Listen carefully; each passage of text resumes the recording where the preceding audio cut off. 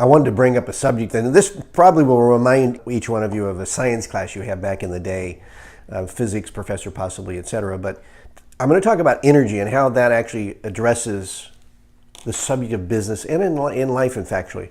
You might remember when the professor was talking about energy in regards to, like, if you look at a table and you look at a solid object, that object actually, if you had a microscope on it, would break down and you would see it moving around.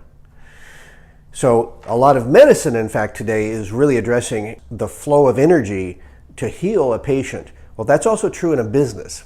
If you broke down the definition of energy, you would break it down into flows, dispersals, and ridges. If the body's not flowing, if things are either ridging or dispersing, you usually have illness in an area, and that has to be addressed by the doctor or physician. In a business, same thing is true. If you walk into a company and you see a dispersal with people, or a dispersed area, those areas, people and or environments, are causing stress and or confusion and thus lost income. You can have conflicts with personnel.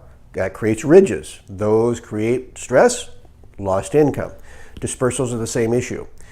What you're going after is to create flows. So when you look at your organization, you're looking for, this week or this month, is there any area in my company that is not flowing?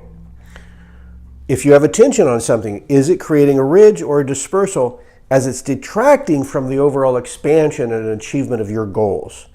So you can look at the energy flows on a weekly basis and create your strategy. Now, the actual fact is sometimes it's very hard to confront or address these areas for whatever reason. But the job of a consultant or myself, or the CEO, in the sense of an executive, is to find and isolate those areas in a company that are creating any dispersal or ridge and address them either with training or drilling or, in fact, removal, because it's unhealthy and it creates a lost income in your company. The amount of money being lost on an annual basis is, as you saw in the PowerPoint, unbelievable. Billions of dollars on an annual basis of lost income because of not addressing these dispersals or ridges. Factually, we've seen people get seriously ill by not addressing these areas. So they're absent from the company, they're not working. It can happen at the top of the organization or within the lower part of the organization. The procrastination on addressing the subject, not confronting and not looking, is unhealthy, very expensive, and in today's world, it's a must if you're going to be competing to address these issues immediately.